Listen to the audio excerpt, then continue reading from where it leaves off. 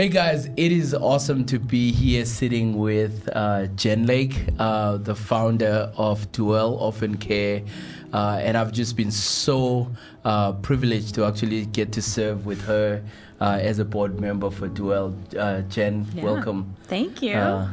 So Jen, would you tell us, just maybe for people that have not known Dwell as much, would you tell us just what was your heart behind Dwell Orphan Care? Sure. Yeah. Well, thanks so much for having me. Yeah. So my heart behind Dwell officially started in 2019. Yeah. Was like our first official board meeting, but it had been kind of tucked away in my heart for a couple of years before that. And I'm a teacher in my former life. My undergrad is in education, so I was teaching for a while, and I've always had a heart for children and for families, and at one point became a caseworker for another foster care and adoption agency. Yeah. And through that work, I would recruit foster parents, train them, write home studies, walk families through the adoption process if it came to that. And I really did love that work.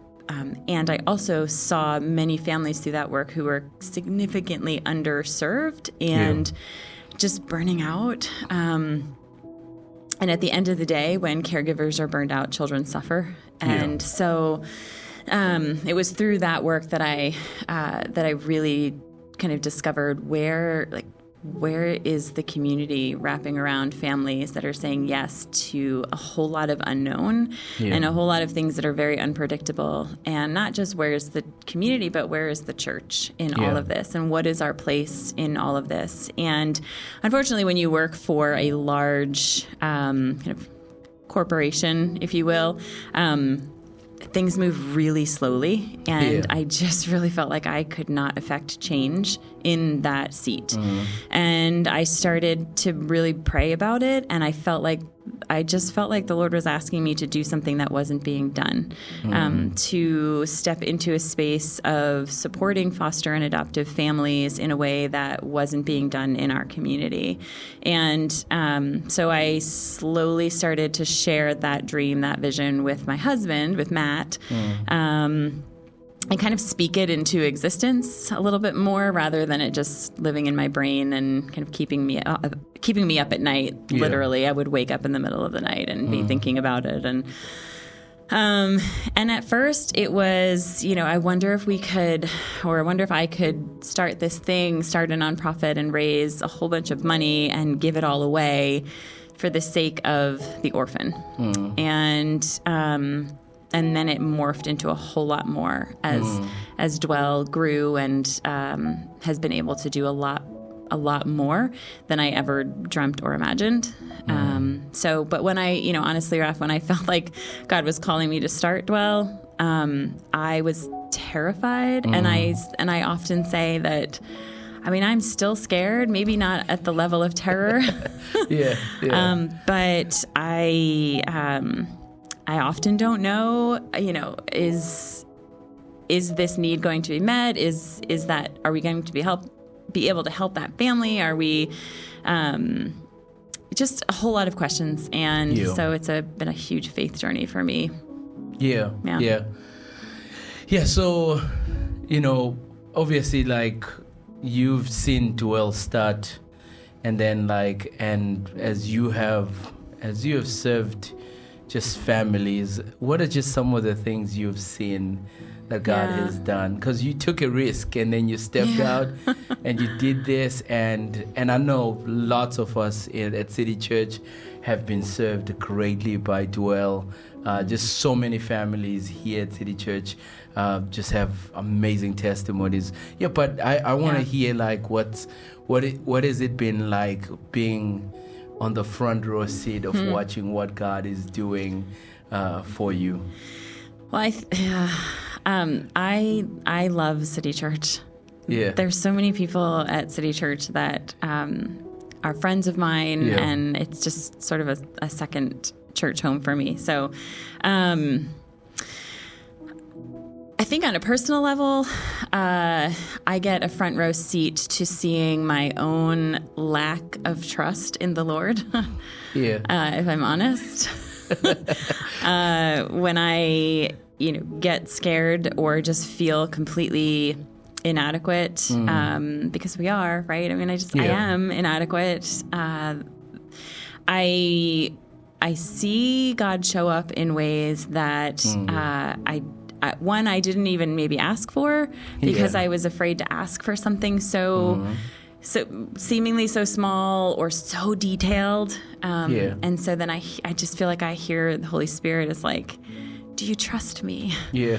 Do you trust me? And I have to be really brutally honest at times and say, no, I don't, or I didn't, but I'm trying and I'm learning. And so on a personal level, it's always, this journey has been a lesson in trust every single day. On a level of seeing families and children served, and it's been wild. So, for example, whether it's a family receives placement of children through foster care, and there's something very simple and tangible that they need, and we just happen to have had somebody donate it the day before, and it's not something that we've ever needed before or had the capacity to give away, to families feeling connected to one another. I really, 8 years ago when I was still just sort of dreaming this up, I really hoped for a community in our area where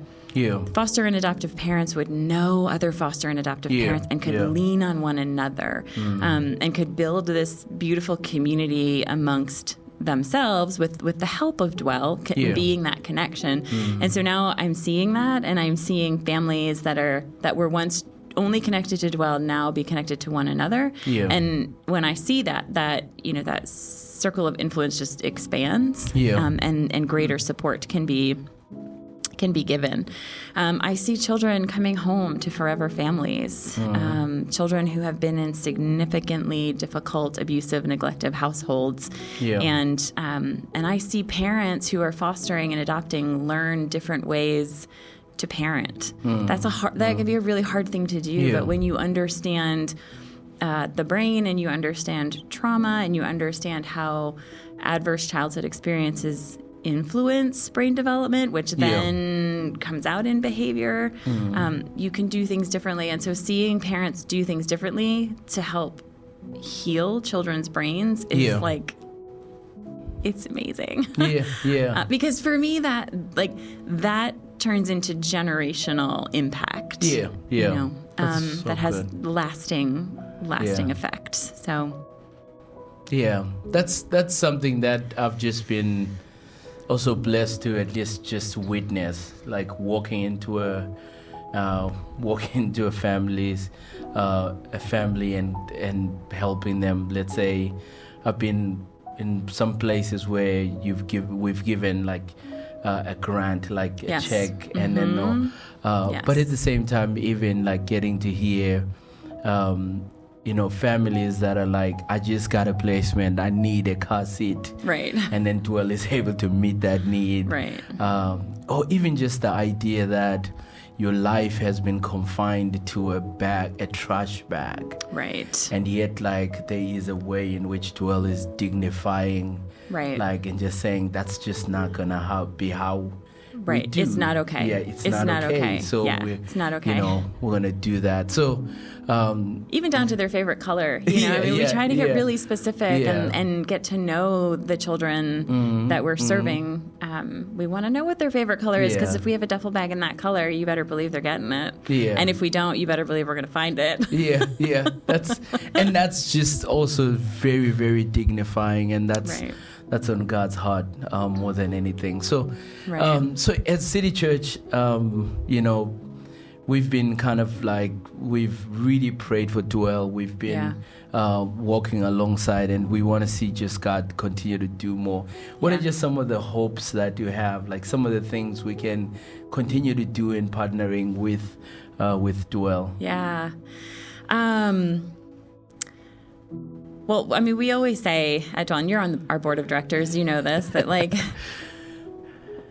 not everybody needs to foster or adopt. Not everybody should foster or adopt. I mean, not everybody should be parents, right? We know that. But when it comes to caring for children from hard places and the families that love them, there's a seat for you at this table. Like, you can do something, right? So while not everybody should foster or adopt, everyone can do something when it comes to the sake of caring for kids from hard places and the families that love them. So it can be as simple as purchasing something off of the Amazon wish list for a child for Christmas. It can be as simple as coming and, volunteering and helping to sort clothing for the Hope Chest. It can be monetary donations that we can use towards adoption grants, or it can be purchasing a birthday gift for a child that we can put in a birthday package.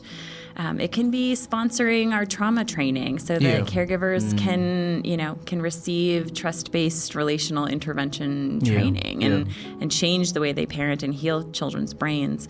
It can be any of those ways. It can be prayer. I mean, I really believe that we feel your prayers here. There is such a special community of families at City Church. Whenever I have somebody in the area is a foster parent or an adoptive parent, and they're looking for a community, a church that has a community of that, I always send them to City Church. And as you know, sometimes I pop in myself because I just need to be around this community as well. Yeah, I was seeing you on Sunday just walking around, getting to talk to different people. Well, my husband and I, Matt and I adopted our son 21 years ago. And, it changed the trajectory of my life, being an adoptive parent. I didn't know it at the time. But I can see it now, I can see it now looking back. And especially for us, being a transracially adoptive family has also been a unique and special journey for us as well. Yeah. No, that's awesome. That's the beauty of at least just watching. This is not just something that you're doing because you're passionate about it. This is something you've lived. True. You've experienced, and true. When you started that, you didn't know that this is where God was leading you. No. And it's just been a beautiful story of seeing how God has used that. And so thank you so much. You're welcome. And as City Church, we really just want to continue to be praying for you, and then not only that, to support Dwell as much as possible, because that's just how God at least is doing the work of redemption in our community. And as a result, we've seen so many children find a home, and the image of God thrive. And that's just been a story over and over that we've seen. So, Jen, thank you so much for joining us. And we're looking forward to more and more partnership with you guys. Well, thanks for having me. We'll be here. All right.